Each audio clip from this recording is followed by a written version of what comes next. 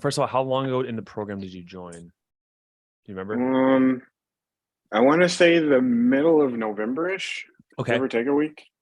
Okay. Yeah, Yeah. So a little bit less than 2 months. So yeah. 7 weeks. Yeah. And what brought you into the program besides the obvious of like, the wife pulling away? What was the specifics of that?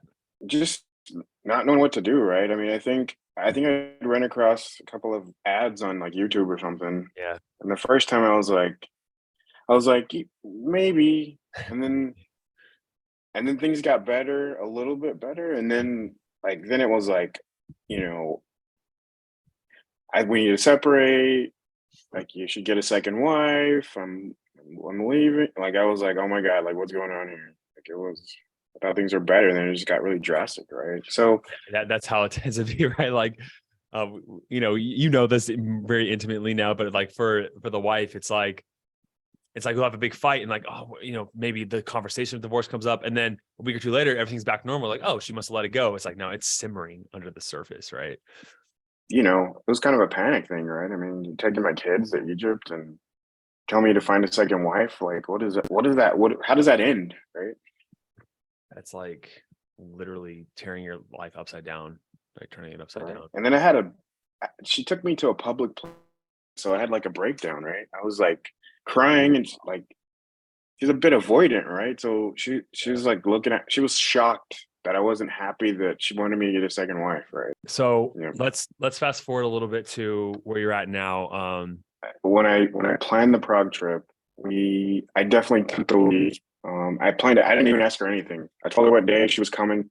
I booked the flights. I got an Airbnb. I didn't ask her if she wanted a hotel or Airbnb. Like, the old me would just be like, hey, this is a 50-50 thing. We're a couple. Like, let's decide this together. Like, but after like going through the program, it's like, nope, I got it. I'm just gonna take care of it. And everything went very smoothly. She didn't have any complaints. So I mean, you know, the stuff you guys talk about is very, very accurate, right? And it's definitely usable. So one of the things I tried to focus on was not definitely not talking about any problems, just enjoying the day, and um and we had an awesome trip, right? Yeah, you guys were intimate on the trip, and it was just Yeah, it was what? definitely. It was. Yeah. I mean, it was like we're back at square one, right? And Yeah. then even we got to. So check this out. We got to Egypt, right? Yeah. Because what we did was I flew her from Egypt to Prague, and I flew from Saudi to Prague. We met. We flew back to Egypt because I have a 6-year-old who's in kindergarten, right? So then I flew to Egypt, spent like the 2 days there, and then came back for her school. My wife is still there with my son. She's getting her business like kind of started. So we were intimate with the kids in the room, and that's completely out of character for her. She like attacked me.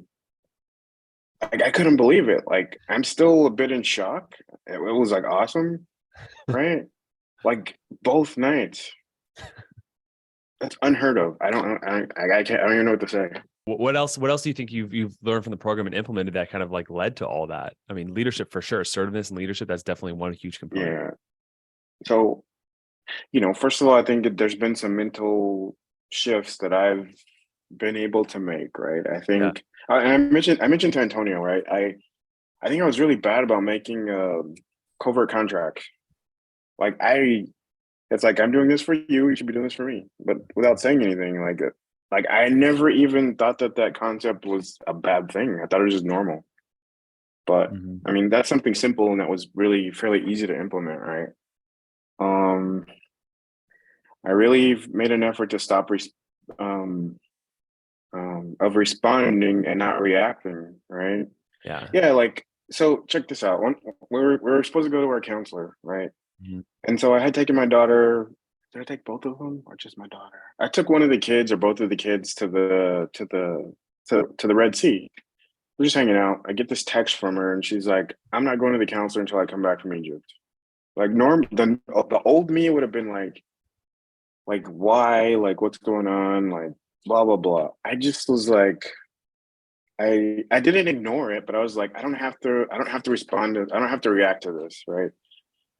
And I just kept the rest of the day like nothing ever happened, right? But what she didn't know was I had already made the appointment, but the appointment was like 2 weeks out. So I just waited till her mood changed, and then I sent her a message and was like, "Hey, like, I had kind of made this before, we kind of had talked, and like, I'm gonna go. And you're welcome to go if you want, but if not, no big deal." And she's like, "Yeah, I'll go." You can't imagine how much like pain I just avoided just by like holding off until her mood changed, right? Mhm. And so, like after the Prague trip, where are you currently at with her right now? Like, how would you describe the relationship? So it's good. I mean, like I said, I still hiccup, but I think Of course. I'm just like I'm doing my thing. I took my daughter to the movies today. Nice. She's busy getting her business set up, and I understand that. So, when she texts me, like I text her, we were texting yesterday a little bit, and when I woke up this morning, she just sent a couple of emojis, right? No words, Mhm. which is odd to me, but I just accept it. It's like, okay, like when she has time, she'll get with me or whatever, right?